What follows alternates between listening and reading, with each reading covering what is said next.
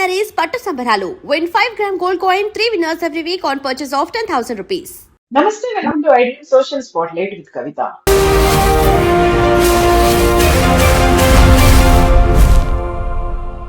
Iran తో America Israel యుద్ధం మొదలుపెట్టి 6 రోజులు కంప్లీట్ అవుతున్నాయి. ఇప్పటికి కూడా ఇరాన్ గట్టి ఫైట్ నే ఇస్తోంది. యుద్ధ ప్రారంభంలోనే సుప్రీం లీడర్ ఖమేనీని చంపేసిన తర్వాత ఇప్పటికీ బోల్డ్ అంత ఆస్తి నష్టం, ఆయుధ నష్టం, ఆర్థిక నష్టం కలిగింది. చివరికి ఎవరు విన్నర్ అవుతారు?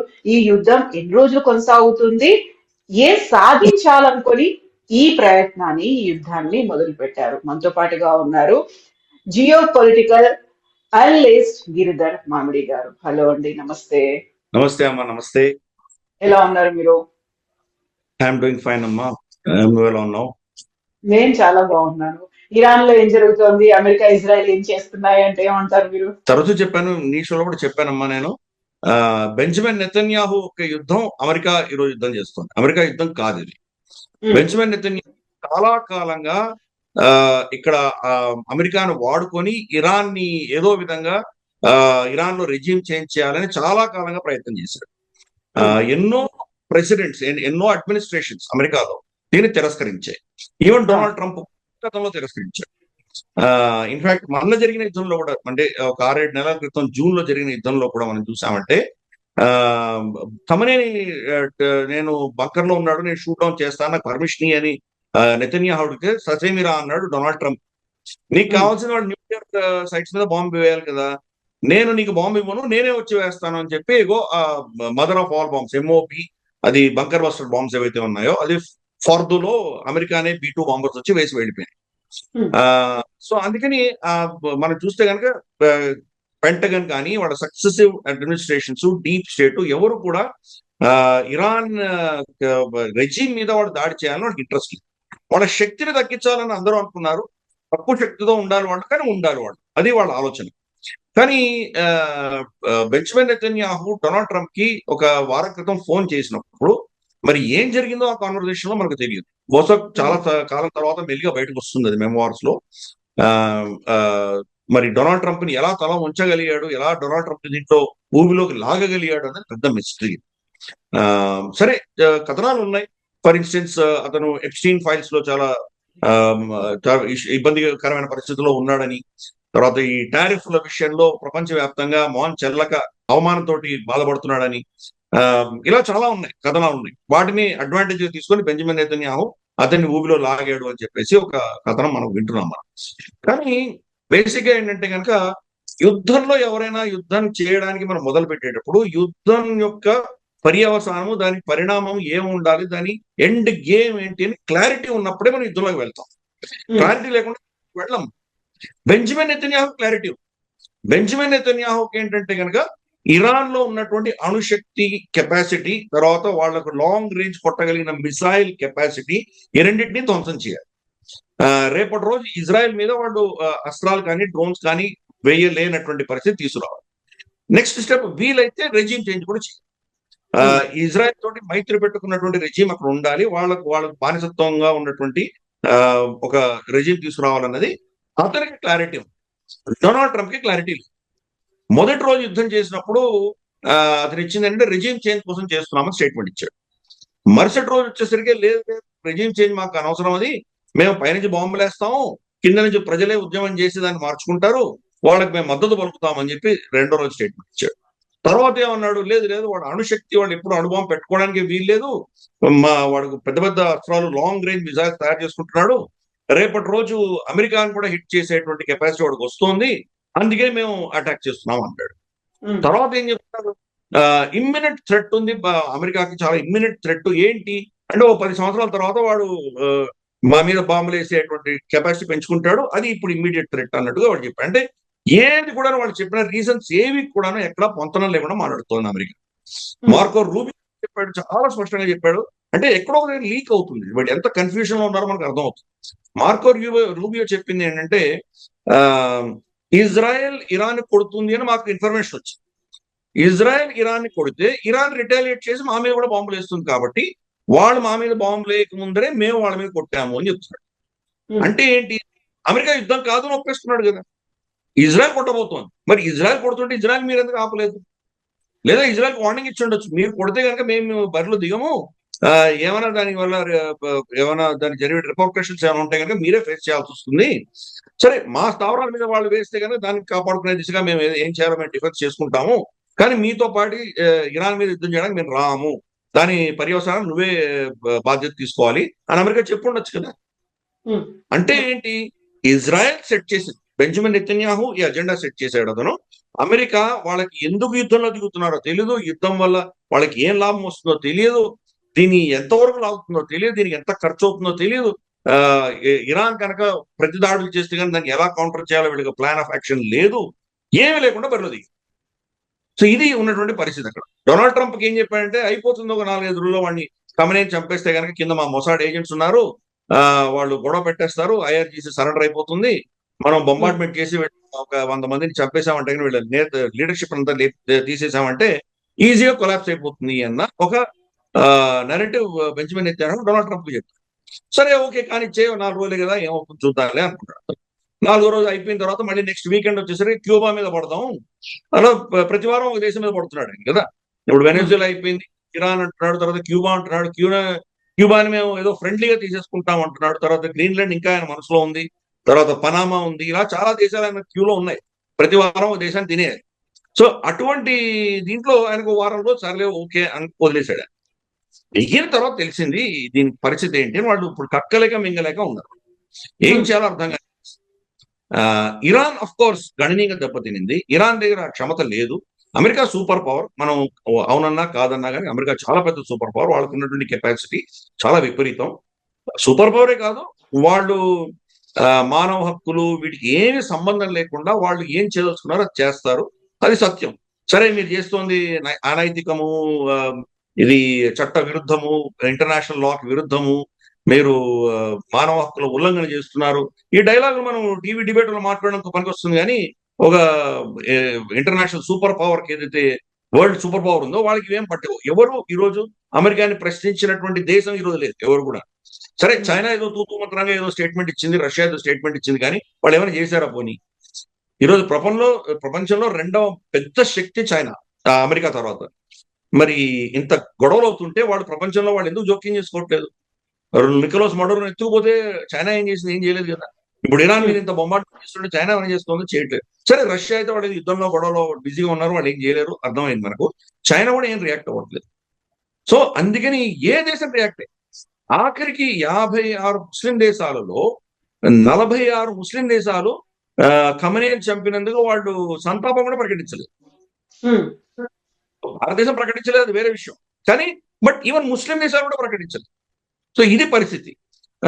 డొనాల్డ్ ట్రంప్ గతంలో ఎన్ని యుద్ధాలు చేసినా కానీ అమెరికా నేటో కలిసి వచ్చింది, నేటో కలిసి అమెరికాతో యుద్ధం చేసింది.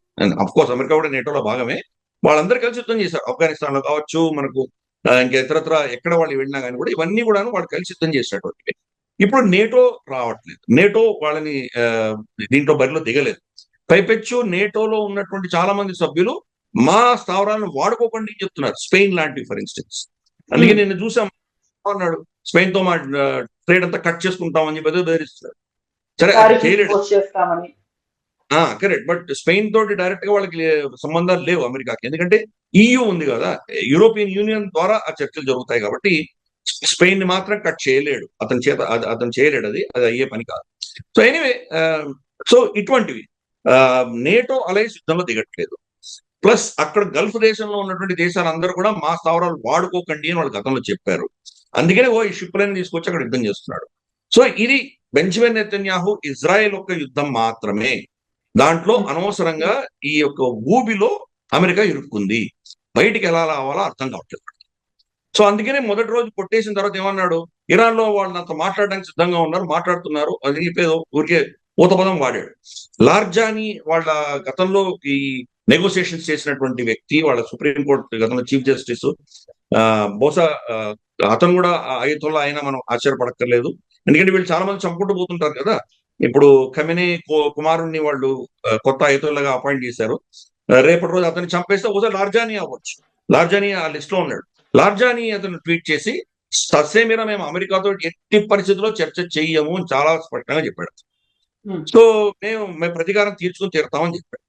తర్వాత ఒమాన్ మీద కూడా దాడి జరిగింది. ఇన్ని దేశాల మీద దాడి జరుగుతూ ఒమాన్ మీద కూడా జరిగింది. డుకోమా వాళ్ళ పోర్ట్ మీద కూడా ఒక దాడి జరిగింది. దాడి జరిగితే అందరూ ప్రశ్నించారు.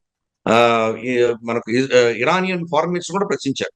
మీకు ఒమాన్ మీ మిత్ర దేశం కదా, మీకు అమెరికాతో చర్చలు చేయడానికి మధ్యవర్తిత్వం వహించారు కదా వాళ్ళు, అటువంటిది ఒమాన్ మీద మీరు ఎందుకు దాడి చేశారు అంటే అతను ఏమన్నాడంటే, మేము అంతా తెహరాన్లో కూర్చొని నిర్ణయం తీసుకోము, ఇండివిజువల్ కమాండర్స్ ఆ ఏరియాలో ఉన్న వాళ్ళకి మేము కంప్లీట్ గా నిర్ణయం వదిలేసాము, అందుకని మేము అందరం చనిపోయినా కానీ యుద్ధం సాగుతుంది, కాబట్టి లోకల్ కమాండర్ నిర్ణయించాడు, మాకు సంబంధం లేదు అని చెప్పారు. సో పరిస్థితి అక్కడ. కాబట్టి ఎంతమందిని చంపినా నెక్స్ట్ లెవెల్ ఆఫ్ లీడర్షిప్ ఉండడానికి సిద్ధపడే వాళ్ళు దీంట్లో దిగారు. ఇదే సేమ్ మోడల్ ఇరాన్ హమాస్ లో, హిజ్బుల్లాలో, హౌతీలలో ఇదే పెట్టారు వాళ్ళు. వాళ్ళకు తెలుసు అమెరికా కానీ చాలా మందిని చంపుతారు, వాళ్ళ నేతృత్వం అంతా పోతుంది అని తెలుసు. ఫర్ ఇన్స్టెన్స్ నస్రుల్లాని చంపేశారు, ఏమైంది? హిజ్బుల్లా ఉంది. అలాగే మనం యాహ్యా సిన్వర్ ని చంపేశారు, ఏమైంది? హమాస్ ఇప్పుడు కూడా ఉంది. ఇలా ఎంతో మందిని గతంలో కూడా చంపుకుంటూ వెళ్ళారు. మొసాడ్ ఆపరేషన్స్ చూస్తే కనుక అసలు అదొక పెద్ద జేమ్స్ బాండ్ స్పై థ్రిల్లర్ లా ఉంటాయి. ఎలా వీళ్ళని ట్రాక్ చేస్తారు, వీళ్ళు సూట్ కేసు బాంబులు పెడతారు, ఎలా వాళ్ళ బటర్ నైఫ్ లో వాళ్ళకి ఏదో విషం పెట్టి చంపుతారు, ఇలా వాళ్ళకి ఏదో స్విచ్ ఆన్ చేయగానే ఎలా పేలిపోతారు అంటే అంత అద్భుతంగా వీళ్ళు చేశారు మొసాడ్. ఇంతమందిని చంపినా కానీ కూడా ఆ సంస్థలు, ఆ టెర్రరిస్ట్ ఆర్గనైజేషన్స్ ఏం అవ్వట్లేదు, ఇంకెవరు ముందుకు వస్తున్నారు. ఆ స్ట్రక్చర్ అనేది ఇరాన్ క్రియేట్ చేసింది. వాళ్ళ దేశంలో కూడా అదే ఉంది పరిస్థితి. ఇప్పుడు 10 మంది నాయకులను చంపినా 11వ వాడు వస్తాడు. సో అందుకని ఒక వ్యక్తియో కుటుంబం ఆధారంగానో లేదు. ఈ యొక్క కాంప్లికేషన్స్ అర్థం చేసుకోకుండా డొనాల్డ్ ట్రంప్ ఈ యుద్ధంలో దిగాడు కాబట్టి దీని ఎండ్ గేమ్ ఎలా ఉంటుందో ఈరోజు అమెరికాకి తెలియదు, ఇజ్రాయెల్ తెలియదు. ఇజ్రాయెల్ కావాల్సిందంటే ఏంటంటే అమెరికా జోక్యం కావాలి. ఇప్పుడు ఇది ఇజ్రాయెల్ యుద్ధం కాదు, అమెరికా యుద్ధం. సో బెంజమిన్ నెతన్యాహు ఎంతో కాలంగా 2-3 దశకాలుగా ప్లాన్ చేస్తున్నది ఈ రోజు ఆయన కళలో దానికి ఒక కొలిక్కి వచ్చాయి. సో అందుకని అమెరికాని దించేసి ఇంకిప్పుడు బెంజమిన్ అయితే వెనకాల కూర్చోవచ్చు. సరే, వాళ్ళు బొంబార్డ్మెంట్ చేస్తున్నారు, వాళ్ళు చేస్తున్నారు ఇజ్రాయెల్, కానీ ఇప్పుడు యుద్ధం అంతా కూడా అమెరికా సెంట్రిక్ అయిపోయింది. కాబట్టి ఇప్పుడు అమెరికా ఇరాన్ మధ్యలో వాళ్ళ యుద్ధం, ఖర్చు అంతా అమెరికన్ ట్యాక్స్ పేర్లు పెట్టుకోవాలి, అమెరికన్ అస్త్రశస్త్రాలు తీసుకురావాలి, వాడు కొట్టుకోవాలి. మరి అమెరికాని సమర్థించే దేశాలు ఏవొస్తాయో తెలీదు. ఇది అక్కడ ఉన్నటువంటి పరిస్థితి. ఈ ముస్లిం దేశాలు ఏవైతే ఉన్నాయి, జీసీసీ కావచ్చు, గల్ఫ్ లో ఉన్నటువంటి దేశాలన్నీ కూడా వీళ్ళకి పెద్ద ప్రాబ్లం ఏంటంటే ఈ రోజు వాళ్ళు కనుక ఇరాన్ కి వ్యతిరేకంగా యుద్ధం మొదలు పెడితే పరిస్థితి ఏమవుతుంది? వాళ్ళ దేశంలోనే వాళ్ళ ప్రజలు తిరగబడతారు. ఎందుకు? ఒక యహూదీ దేశమైనటువంటి జూ దేశాన్ని సమర్థిస్తూ ఇంకొక ముస్లిం దేశాన్ని మీరు అటాక్ చేస్తున్నారు. సో ముస్లిం ఉమ్మాలో మనం కొట్టుకొని ఎవరి కోసం కొట్టుకుంటున్నారు? ఒక యహూదీ జూవిష్ స్టేట్ కోసం మీరు కొడుతున్నారు అన్నటువంటి నెరేటివ్ వాళ్ళు పెట్టారు. అందుకని వీళ్ళెవరూ యుద్ధంలో దిగట్లేదు, వాళ్ళని వాళ్ళు రక్షించుకునే ప్రయత్నం చేస్తున్నారే కానీ ఎవరు కూడాను అమెరికాకి సమర్థిస్తూ యుద్ధంలో దిగట్లేదు. సో ఇది అంత కన్ఫ్యూషన్ ఉంది. సరే, రేపటి రోజు వాళ్ళ మీద పెద్ద ఎత్తున దాడులు జరిగితే బహుశా వాళ్ళు కూడా బరిలో దిగాల్సిన అవసరం రావచ్చు. ఈ సిచ్యువేషన్ అంతా కూడాను నెక్స్ట్ లెవెల్లో ఎక్కడెక్కడ కాంప్లికేషన్స్ వెళ్తాయో తెలియట్లేదు. సౌదీ అరేబియాము పాకిస్తాన్ వాడుకునే ప్రయత్నం చేస్తున్నారు. పాకిస్తాన్ కి, సౌదీ అరేబియాకి గత సంవత్సరం వాళ్ళు ఒక ఒప్పందం చేస్తున్నారు, నేటో లాంటి ఒప్పందం. ఒక దేశం మీద దాడితే ఇంకో దేశం కూడా బరిలో దిగుతుంది అని చెప్పేసి వాళ్ళు ఒప్పందం చేసుకున్నారు. ఇప్పుడు దాన్ని ఇన్వోక్ చేస్తుంది సౌదీ అరేబియా. మా దేశం మీద బాంబులు పడుతున్నాయి, మిజైల్స్ వస్తున్నాయి, కాబట్టి మమ్మల్ని కాపాడడానికి నువ్వు రా అని చెప్పి పాకిస్తాన్ చెప్పారు. పాకిస్తాన్ గత్యంతరం లేకుండా పెడుతున్నారు. పాకిస్తాన్ కి ఇరాన్ కి బార్డర్ ఉంది, సౌదీ అరేబియాకి ఇరాన్ కి బార్డర్ లేదు, మధ్యలో పర్షియన్ గల్ఫ్ ఉంది, సముద్రం ఉంది, కానీ వీళ్ళిద్దరికి బార్డర్ ఉంది. రేపటి రోజు పాకిస్తాన్ బరిలో దిగితే మరి ఇరాన్ ఏం చేస్తుంది వీళ్ళలో మనకు అర్థం కాదు. ఎందుకంటే బలూచిస్తాన్ ఇబ్బంది పాకిస్తాన్కి ఉంది, అలాగే ఇరాన్ బార్డర్ లో ఉన్నటువంటి బలూచిస్తాన్ కూడా, మనకు సిస్టాన్ బలూచిస్తాన్, ఈ 2 ప్రాంతాలు కూడా ఒక ఇండిపెండెంట్ దేశం కావాలని వాళ్ళు కోరుకుంటున్నారు. సో పాకిస్తాన్ అంత సులువైనటువంటి పరిస్థితి రాకపోవచ్చు. ఈ రోజు సౌదీ అరేబియా చెప్పింది కాబట్టి సౌదీ అరేబియా నుంచి పాకిస్తాన్ నుంచి వాళ్ళ ఎయిర్ డిఫెన్స్ సిస్టమ్స్ అన్ని కూడా medium range, long range, short range, ఈ ఎయిర్ డిఫెన్స్ సిస్టమ్స్ అన్ని కూడాను సౌదీ అరేబియాకి పంపించింది పాకిస్తాన్. ఈ రోజు భారతదేశం కనుక మళ్ళీ ఆపరేషన్ సింధూర్ సెకండ్ వర్షన్ తీసి మనం కనుక పాకిస్తాన్ కొట్టదలుచుకుంటే ఈ రోజు పాకిస్తాన్ దగ్గర రెడార్స్ చాలా తక్కువైపోయి, వాళ్ళు మన మిజైల్స్ కానీ, మన డ్రోన్స్ కానీ, మన ఎయిర్ క్రాఫ్ట్స్ కానీ వస్తుంటే దాన్ని డిటెక్ట్ చేసి దాన్ని కౌంటర్ చేసే శక్తి ఈ రోజు పాకిస్తాన్ లో క్షీణించింది. ఎందుకు? అవన్నీ సౌదీ అరేబియాకు పంపించేసింది కాబట్టి. ఇది పరిస్థితి. రెండు, మనకు ఇంకో కొన్ని వర్గాలు ఏం చెప్తున్నాయంటే ఇరాన్ మీద దాడి అమెరికా కనుక ల్యాండ్ రూట్ మీద చేయదలుచుకుంటే, అంటే అక్కడ మనుషులు పంపించి ఏదైనా చేయదలుచుకుంటే పాకిస్తాన్ వాడుకోబోతున్నారు. ఆల్రెడీ పాకిస్తాన్ వాడుకుంటున్నారు. వాళ్ళ ఐఆర్ఎస్ అంటారు, ఇంటెలిజెన్స్ రికగ్నైజెన్స్ సర్వేలెన్స్, ఇవి చేయడానికి వాళ్ళ డ్రోన్స్ కానీ వాళ్ళ రీపర్స్ కానీ ఏవైతే ఉన్నాయో అవన్నీ పాకిస్తాన్ ఎయిర్ స్పేస్ వాడుకుంటున్నాయి. పాకిస్తాన్ లో ఉన్నటువంటి రన్వేలు వాటిల్లో వాళ్ళు ల్యాండ్ అయ్యి అక్కడ రీఫ్యూల్ అయ్యి అక్కడి నుంచి టేక్ ఆఫ్ అవుతున్నారు. గ్వాదర్ తో సహా, గ్వాదర్ చైనా కట్టింది, గ్వాదర్ తో సహా వాడుకుంటున్నారు. కంప్లీట్ గా అమెరికాకి వాళ్ళు హస్తగతం చేశారు. అమెరికా దాన్ని వాడుకుంటుంది. ఇంక ఏ దేశాలు ఎయిర్ స్పేస్ వాడుకోవడానికి వాళ్ళు పర్మిషన్ ఇవ్వకపోయినా పాకిస్తాన్ వాడుకుంటున్నారు. కాబట్టి రేపటి రోజు ఆల్రెడీ వాళ్ళ డిఫెన్స్ మినిస్టర్ ఖ్వాజా ఆసిఫ్ ఇరాన్ కి వార్నింగ్ ఇచ్చాడు. మా ఇద్దరి మధ్యలో ఒప్పందం ఉంది, నువ్వు కనుక సౌదీ అరేబియా మీద ఏమైనా బాంబులు వేస్తే మేము కూడా యుద్ధంలో దిగాల్సి వస్తుంది అని వార్నింగ్ ఇచ్చాడు. దానికి ఇరాన్ ప్రతిస్పందించి ఏం చెప్పిందంటే, నువ్వు బరిలో దిగి చూడు, నీ పరిస్థితి ఏమవుతుందో చూడని వాళ్ళు చెప్పారు. సో అందుకని ఇది పరిస్థితి ఏ దిశగా వెళ్తుందో, ఎన్ని యాంగిల్స్ ఉన్నాయో మనకు చెప్పడం చాలా కష్టం. రోజు రోజుకి డెవలప్ అవుతుంది. రేపు యుద్ధంలో దిగమని సౌదీ అరేబియా పాకిస్తాన్ కి చెప్తే గత్యంతరం లేక యుద్ధంలో దిగాల్సి వస్తుంది పాకిస్తాన్. పాకిస్తాన్ యుద్ధంలో దిగిందంటే కానీ సౌదీ అరేబియా తనే యుద్ధం చేయకపోవచ్చు, పాకిస్తాన్ దింపచ్చు. ఎందుకంటే చనిపోతే పాకిస్తాన్ పాకిస్తాన్ దిగిందంటే మరి ఇరాన్ ఎటువంటి కౌంటర్ అటాక్ చేస్తుంది? ఇరాన్ కూడా లీవర్స్ ఉన్నాయి వాళ్ళ దగ్గర. ఇక్కడ ఉన్నటువంటి బలూచీలు ఎవరైతే ఉన్నారో వాళ్లకు ఫండింగ్ ఇవ్వచ్చు, వాళ్ళు మనకు ఇరాన్ ఇవ్వచ్చు. లేదా ఇక్కడ చాలా పెద్ద పెద్ద మిసైల్స్ కొట్టి వీళ్ళ స్థావరాలు గ్వాదర్ లాంటి సీపోర్ట్ ని లేపేయచ్చు వాళ్ళు. అలాగే మనం చూస్తే కనుక మనకు అక్కడి నుంచి తాలిబాన్ ఆఫ్ఘనిస్తాన్ నుంచి వాళ్లకు ఫండింగ్ ఇచ్చి, వాళ్ళకు ఎయిర్ ఫోర్స్ డ్రోన్స్ ఇచ్చి ఆ సైడ్ నుంచి పాకిస్తాన్ ఇబ్బంది పెట్టేటువంటి ప్రయత్నాలు ఇరాన్ చేయొచ్చు. సో మల్టిపుల్ ఫ్రంట్స్ లో వాళ్ళు యుద్ధం చేసే కెపాసిటీ ఈ రోజు మరి పాకిస్తాన్ ఉందా? ఆల్రెడీ ఆఫ్ఘనిస్తాన్ తోనే ఓడిపోతున్నారు వాళ్ళు. ఆఫ్ఘనిస్తాన్ వచ్చేసి వాళ్ళ నూర్ఖాన్ ఎయిర్ బేస్ మీద వాళ్ళు డ్రోన్స్ తో అటాక్ చేస్తేనే దిక్కు దివాడం లేదు. న్యూక్లియర్ అటాక్ చేయాలంటే నూర్ఖాన్ ఎయిర్ బేస్ పాకిస్తాన్ చాలా కీలకం. అటువంటి నూర్ఖాన్ ఎయిర్ బేస్ మీదే ఆఫ్ఘనిస్తాన్ ఏమి ఎయిర్ ఫోర్స్ లేనటువంటి ఒక టెర్రరిస్ట్ దేశం, వాళ్ళు అటాక్ చేస్తే వీళ్ళు తట్టుకోలేకపోయారు. పెద్ద న్యూక్లియర్ శక్తి వీళ్ళు పోయి అక్కడ ఏం యుద్ధం చేస్తారు. అందుకని ఇవన్నీ రోజు రోజుకి కాంప్లికేషన్స్ పెరుగుతున్నాయి. డొనాల్డ్ ట్రంప్ మాత్రం నేను ఇందాక చెప్పినట్టు ఊబిలో కూరాడు. ఆయన ఊబి నుంచి బయటికి ఎలా అర్థం కావట్లేదు, ఇంకా ప్రగల్భాలు పలుకుతున్నాడు. మాకు అన్ఎండింగ్ సప్లై ఉంది, మాకు అసలు ఎన్ని సంవత్సరాల నుంచి మా దగ్గర అస్త్రాలు ఉన్నాయని చెప్తున్నాడు. చెప్పి మళ్ళీ ఈ డిఫెన్స్ ప్రొడక్షన్ కంపెనీలందరితోటి ఎమర్జెన్సీ మీటింగ్ పెట్టాడు ఈరోజు. ఎందుకు పెట్టాడు అంటే, ఇప్పుడు వాళ్ళ ప్రొడక్షన్ లైన్ ఇంక్రీజ్ చేయండి, ఇంకా చాలా ఎక్కువ తయారు చేయండి అని చెప్పడానికి పిలుస్తున్నాడు. ఎంత తయారు చేసినా కానీ ఈ గేమ్ ఆఫ్ అట్రిషన్ లో ఎంతకాలం తట్టుకోగలడు?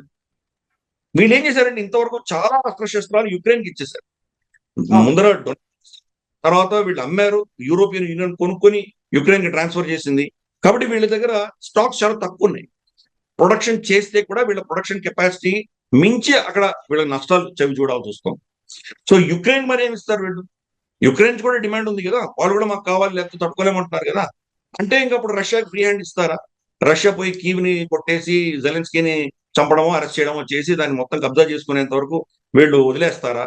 లేదు, అక్కడ రష్యాకి వ్యతిరేకంగా ఏదో చేయాలి అంటే కనుక మరి అస్త్రాలు అక్కడికి ఎన్ని పంపిస్తారు, ఇరాన్ వ్యతిరేకంగా ఎన్ని పెట్టుకుంటారు?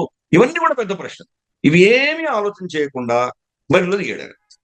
అందుకని ఈ ఇబ్బందులన్నీ వస్తున్నాయి. రోజు రోజుకే దాన్ని ఎలా హ్యాండిల్ చేయాలో అర్థం కావట్లేదు. ఒక ఇంపార్టెంట్ ఘటన 2 రోజుల క్రితం జరిగింది, నీకు కూడా తెలుసమ్మా. అది 3 F-15 ఎయిర్ క్రాఫ్ట్స్ ని ఫ్రెండ్లీ ఫైర్ లో షూట్ డౌన్ చేసాము కువైట్ వాళ్ళ డిఫెన్స్ ఫోర్సెస్ అని వాళ్ళు చెప్పుకున్నారు. రైట్, దీంట్లో యాక్చువల్గా ఇప్పుడు ఏం తెలుస్తుంది అంటే F-18 ఎయిర్ క్రాఫ్ట్ షూట్ చేసి, కువైట్ లో ఉన్నటువంటి F-18 ఎయిర్ క్రాఫ్ట్ షూట్ చేసి. మరి కువైట్ F-18, అమెరికా F-15 రెండు అమెరికానే తయారు చేసింది, రెండు లాకిడ్ మార్టినే తయారు చేసాయి. మరి అటువంటిప్పుడు ఇంటి యొక్క కమ్యూనికేషన్స్ ఎందుకు అంత కన్ఫ్యూజన్ లో ఉన్నాయి?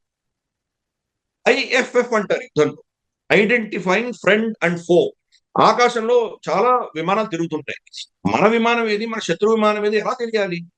దానికి కొన్ని ప్రోటోకాల్స్ ఉంటాయి, దానికి ఎలక్ట్రానిక్ సిగ్నేచర్స్ ఉంటాయి. ఆ సిగ్నేచర్ ప్రకారం ఒక ఎయిర్ క్రాఫ్ట్ మన ముందర ఉంది, ఎయిర్ క్రాఫ్ట్ ఇది ఏంటి అని మన దాని ఎలక్ట్రానిక్ బీమ్ కొడితే IFF లో మనకి ఇది ఫ్రెండ్ అని తెలుస్తుంది. కాబట్టి దాన్ని షూట్ చేయం, లేకపోతే ఇది ఫ్రెండ్ కాదు అనుకుంటే దాన్ని షూట్ చేయొచ్చు. సో ఈ ప్రోటోకాల్స్ ఏమేమి? మీ ఓన్ అలైన్స్ మీ ప్రోటోకాల్స్ ఇవ్వలేదు కదా, దాంతో మిమ్మల్ని షూట్ చేశారు. రేపు మిమ్మల్ని మీరే షూట్ చేసుకునే పరిస్థితి ఏంటి? అది ఇరాన్ షూట్ చేసిందని బ్లేమ్ చేస్తే పరిస్థితి ఏంటి? సో ఇది ఏ లెవెల్ పెడుతుందో తెలియదు. ఇప్పుడు ఇరాన్ వాళ్ళు ఎన్ని రోజులు వీళ్ళ దెబ్బలు తట్టుకోగలరు, తట్టుకొని వాళ్ళు నిలబడగలరా? ఒక వారం 10 రోజుల తర్వాత వీళ్ళ దగ్గర anti missile, anti drone batteries వీళ్ళ దగ్గర ఖర్చు అయిపోతే అమెరికా, ఇజ్రాయెల్ దగ్గర, అప్పుడు వాళ్ళు వీళ్ళ మీద దాడులు, ఇంకా పెద్ద ఎత్తున దాడులు చేస్తే అమెరికా పరిస్థితి ఏంటి? ఈ రోజు 6 మంది చనిపోయారు. ఇది 60 మందో లేదా 100 మంది దాకా వెళితే అమెరికన్ సైనికులు చనిపోతే వాళ్ళ దేశంలో ఎటువంటి రియాక్షన్ రాబోతుంది? దాన్ని తట్టుకోగలరా? సో ఇవన్నీ కూడా ఓపెన్ ఎండెడ్ క్వశ్చన్స్ అమ్మ. అందుకని ఎవరైనా వారం ఉంటుంది, 2 వారాలు ఉంటుంది, అమెరికా గెలిచిపోతుంది, లేదు లేదు ఇరాన్ కొట్టేస్తోంది, ఇరాన్ చాలా అస్త్రాలు ఉన్నాయి అంటే మన పరిస్థితి ఏంటంటే మనం ఎవరో పక్షం తీసుకుంటున్నాం.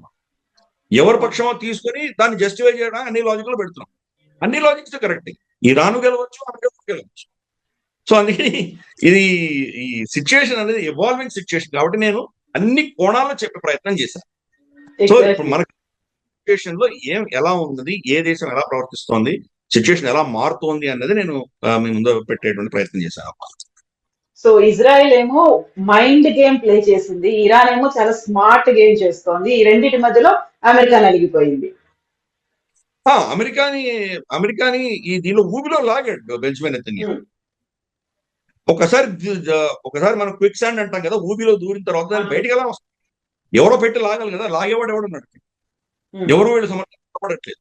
ఇజ్రాయెల్ ఏం లేదు, ఆయన పక్కన కూర్చొని చూస్తాం. ఇజ్రాయెల్ వాళ్ళు రోజు వాళ్ళు చేయాల్సింది వాళ్ళు కొట్టుకుంటారు, బాంబు చేసుకుంటున్నారు, అంతకుమించి వాళ్ళు ఏం చేయట్లేదు. సో ఇది ఈ పరిస్థితులలో నెక్స్ట్ ఏమవుతుంది? గల్ఫ్ దేశాలు ఏమవుతుంది?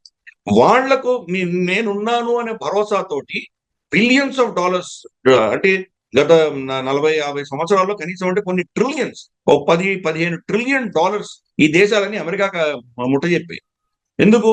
వీళ్ళు స్థావరాలు పెట్టుకున్నారు, వాళ్ళ అస్త్రశస్త్రాలు కొనుక్కున్నారు, మీకు మిమ్మల్ని ప్రొటెక్ట్ మేమే చేస్తామన్నారు. ఫర్ ఇన్స్టెన్స్ మక్కా మదీనా 70 శతకంలో ఎవరో వచ్చి దాన్ని కబ్జా చేసుకుని దాన్ని కాబాలో ఉన్నటువంటి రాయిని వెరక్కొట్టి టాయిలెట్ కింద వాడుకున్నాడు. సో దాన్ని మళ్ళీ దాన్ని ఏదో విధంగా దాన్ని కష్టపడి వాళ్ళు మళ్ళీ దాన్ని అతని దగ్గర నుంచి తీసుకొని అతన్ని చంపేసి మళ్ళీ తీసుకొచ్చి పెట్టారు. అప్పటి నుంచి అమెరికా ప్రోటోకాల్స్ ఉన్నాయి, అమెరికన్ ఏవాక్స్, అమెరికన్ ఎయిర్ అసెట్స్, అవి మక్కా మదీనాను కాపాడుతుంది. అలాగే రాజ కుటుంబాన్ని కూడా అమెరికా కాపాడుతున్నామని చెప్పి వాళ్ళ దగ్గర బిలియన్స్ ఆఫ్ డాలర్స్ తీసుకున్నారు. ఇప్పుడు ఏం కాపాడుతున్నారు మీరు? ఇరాన్ నుంచి మిసైల్స్ పడుతుంటే మీరు ఏం చేయట్లేదు కదా.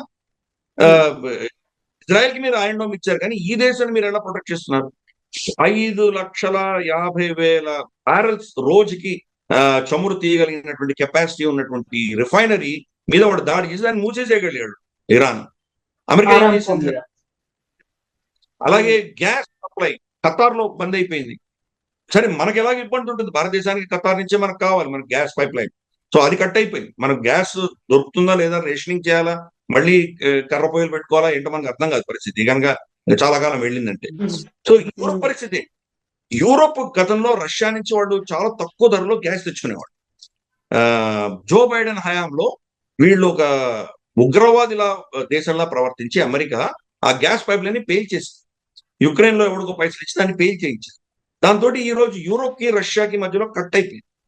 దాంతో అమెరికా, ఖతార్ ఈ 2 దేశాల నుంచి కొనుక్కునేటువంటి దౌర్భాగ్యపు స్థితి ఈ రోజు యూరోప్ లో ఉంది. ఖతార్ నుంచి కట్ అయితే యూరోప్ పరిస్థితి ఏంటి? సో ఈ ఎమర్జింగ్ సిచ్యువేషన్స్ లో ఏమవుతాయో మనకు తెలియదు. ఇప్పుడు ఇరాన్ టార్గెట్ ఏం చేస్తోంది? పెద్ద పెద్ద టార్గెట్ కాదు, స్ట్రాటజిక్ టార్గెట్ కొడుతుంది. ఎక్కడ కొట్టింది అది? అమెరికన్ స్థావరాల మీద. అన్ని దేశాల్లో, బహ్రెయిన్ కావచ్చు, ఖతార్ కావచ్చు, యుఏఈ కావచ్చు, సౌదీ కావచ్చు, అన్ని దేశాల్లో కూడా అమెరికన్ స్థావరాల మీద దాడులు జరిగినాయి. 2 అమెరికన్ ఎంబసీస్ మీద జరిగింది. 3 వీళ్ళ CIA హెడ్ క్వార్టర్స్ రియాద్ లో, దాని మీద దాడి జరిగింది. అంటే మీ ఎంబసీలని, మీ CIA హెడ్ క్వార్టర్ ని కూడా మీరు రక్షించుకోలేకపోతే మమ్మల్ని ఏం రక్షిస్తారు? ఇరాన్ వ్యతిరేకంగా మీరు ఏమి అటాక్ చేయగలరు? మెసేజ్ ఏమవుతుంది? కాబట్టి ఇది మనం అబ్జర్వ్ చేయాలి. ప్లస్ బుర్జల్ అరబ్, బుర్జల్ ఖలీఫా, ఫ్రీమౌంట్, ఫెయిర్మౌంట్ హోటల్, వీటి మీద దాడి చేస్తే టూరిజం మీదే ఆధారపడినటువంటి UAE మీద ఎవరు నమ్ముతారు? ఇప్పుడు UAEకి ఎవరు పెడతారు? అంతేకాదు, UAE ప్లేస్ ఆఫ్ డెస్టినేషన్ చాలా శాంతియుతంగా ఉంటుంది, ఇక్కడ సురక్షితంగా ఉంటారు కాబట్టి అందరూ వచ్చి ఇన్వెస్ట్ చేశారు.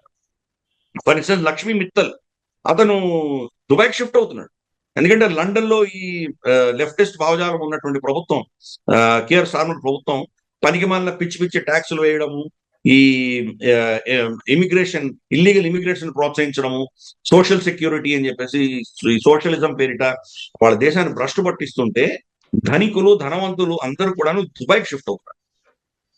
కాబట్టి Dubai is a place of destination. ఈ రోజు వాళ్ళ పరిస్థితి ఏంటి? కాబట్టి ఆ మెసేజ్ ఇరాన్ పంపించింది. ఇరాన్ యొక్క దాడుల వల్ల ఈ రోజు మనకు చూస్తే కనుక అక్కడ దుబాయ్ స్టోరీ అనేది చచ్చిపోయింది. స్ట్రాటజిక్ గా వాళ్ళు దీని ఏమంటారంటే మన దుబాయ్ ఇంటర్నేషనల్ ఎయిర్పోర్ట్ కొట్టారు. దుబాయ్ ఇంటర్నేషనల్ ఎయిర్పోర్ట్ అసలు ఈ రోజు ప్రపంచంలోనే బిజియెస్ట్ ఎయిర్పోర్ట్. సో దాని మీద కొడితే ఏమవుతుంది? ఇప్పుడు అక్కడి నుంచి ఏవియేషన్ మీరు సరే ఇప్పుడు ఏదో కొన్ని ఫ్లైట్స్ వస్తున్నాయి. ఒక డ్రోన్ ఒక ఫ్లైట్ లో అందరు కూర్చొని ఉండగా 300 మంది కూర్చొని ఉండగా ఆ ఫ్లైట్ టేక్ ఆఫ్ అవుతున్నప్పుడు ల్యాండ్ అయినప్పుడు ఒక డ్రోన్ వచ్చి దాన్ని కొట్టి వాళ్ళు చనిపోతే పరిస్థితి ఏమవుతుంది యుఏకి? అది స్ట్రాటజీగా ఇరాన్ యుద్ధం చేస్తుంది. రేపటి రోజు వీళ్ళ ఆయిల్ వెల్స్ కానీ లేదా వీళ్ళ గ్యాస్ ఫీల్డ్స్ కానీ దాని మీద దాడి చేయొచ్చు. 3 ఆ దేశంలో అన్ని ఎడారి ప్రాంతాలు అవన్నీ వాళ్ళకు నీళ్లు సముద్రం నుంచి తీసుకుంటారు. సముద్రం నుంచి నీళ్ళు తీసుకొని డీసాలినేషన్ ప్లాంట్ దాన్ని రీప్రాసెస్ చేసి ఆ నీళ్ళే వాడుకుంటారు వాళ్ళు. డీసాలినేషన్ ప్లాంట్స్ మీద వాళ్ళు దాడి చేయడం మొదలుపెట్టి ఈ దేశాలు ఏమవుతాయి? సో ఈ వీక్నెస్ ఉన్నాయి. అందుకని అమెరికా ఎక్కడుంది? మిమ్మల్ని ప్రొటెక్ట్ చేస్తామని చెప్పి వీళ్ళు ఏమైనా నాకు అక్కర్లేదు, నేను చేయాల్సింది చేశాను, వాడు చెప్పేసాను, అయిపోయింది, నేను వెళ్ళి గోల్ఫ్ కోర్స్ లో మరాలాగ్లో గోల్ఫ్ ఆడుకుంటానంటే పరిస్థితి. ఒక స్ట్రాటజిక్ షిఫ్ట్ అవుతుంది ప్రపంచం. అమెరికా యొక్క ఆధిపత్యం అన్నది ఇప్పుడు ఎవరు తీసేయలేరు. America still super power. అమెరికాకు వ్యతిరేకంగా ఎవరు నిలబడి మాట్లాడే శక్తి ఎవరికి లేదు. కానీ అమెరికా మీద భరోసా, వాళ్ళ మీద నమ్మకం పోయింది కాబట్టి క్రమేపీ ప్రత్యామ్నాయాలు వస్తాయి. ప్రత్యామ్నాయాలు ఏ దిశగా వస్తాయో తెలియదు. ఏ ఒక్క దేశం కూడా వాళ్ళకి వ్యతిరేకంగా నిలబడేటువంటి పరిస్థితి లేదు. కూటమిలు రావచ్చు, కూటమిలు వచ్చినా కానీ కూడా కూటమిలో వాళ్ళు కొట్టుకుంటున్నారు కదా. ఇప్పుడు బ్రిక్స్ ఉంది, మనకు ఏదైనా అక్కడ కరెన్సీ కానీ ఏదైనా డాలర్ ఆల్టర్నేట్ తీసుకొస్తే మనం ఎందుకు ఒప్పుకుంటాం? దాంట్లో 60-70% చైనా ఆధిపత్యం ఉంటుంది కాబట్టి మనం ఒప్పుకోవచ్చు. కాబట్టి ఇది ఒక విధమైనటువంటి అన్సర్టన్ అన్కంట్రోల్డ్ సిచ్యువేషన్ వెళ్ళిపోతున్నాం. ఇది ఏ పరిస్థితి ఎవరు చూస్తుందో మనకు తెలియదు. రెండవ ప్రపంచ యుద్ధంలో చాలా క్లియర్ కట్ గా యూకే అప్పుడు ఉన్నటువంటి సూపర్ పవర్ స్ట్రైట్ గా అమెరికాకి ట్రాన్స్ఫర్ చేశారు. వాళ్ళ బంగారం ఇచ్చేశారు, వాళ్ళ పౌండ్ ని తీసి డాలర్ ని ఇది చేశారు, కరెన్సీగా చేశారు, ఈజీగా ట్రాన్స్ఫర్ అయింది. ఈ రోజు అలా అవ్వదు. చైనాకి ఇచ్చే పరిస్థితి లేదు. చైనాని ఎవరు నమ్మరు. చైనా యువాన్కి అసలు దానికి విలువ లేదు. వాళ్ళు ఒక మ్యానిపులేటెడ్ కరెన్సీ. డాలర్ తోటి ఎంత ధరలో ఉండాలి అనేది వాడి ఇష్టం. వాడు ఎలా నిర్ణయిస్తే అలా అవుతుంది. మార్కెట్ ఫోర్సెస్ ప్రకారం ఉండదు. ఇన్ఫాక్ట్ దాంట్లో చాలా ఫేక్ కరెన్సీస్ ఉన్నాయి. అదే సిరీస్ లో ఉన్నవి 5-6 దొరికినాయి యువాన్ కరెన్సీస్ అని చాలా మంది చెప్తున్నారు. కాబట్టి ఈ రోజు ఎవరు దాన్ని నమ్మరు. ట్రాన్సాక్షన్ లో వాడుకోవచ్చు కానీ దాని రిజర్వ్ కరెన్సీకి ఎవరు వాడరు యువాన్ని. కాబట్టి డాలర్ రీప్లేస్ చేసే పరిస్థితిలో యువాన్ కూడా లేదు. ఇంకేముంది నెక్స్ట్? మిగిలింది బంగారం. అందుకని ఈరోజు బంగారం ధరలు ఇంత గణనీయంగా పెరుగుతుంది. కాంప్లెక్స్ సిచ్యువేషన్ అనేది ఉంది. ఇంకా పాప్కార్న్ చేతిలో పెట్టుకొని, కోక్ చేతిలో పెట్టుకొని ఒక సినిమా చూడాలి అంతే. జరుగుతున్న సినిమా చూడడం తప్ప మనకి ఏమి చేయలేదు. ఒక హారర్ మూవీ చూడాల్సిందే అంతే. కరెక్ట్. అండి. Thank you so much Giridhar garu. Thank you అండి.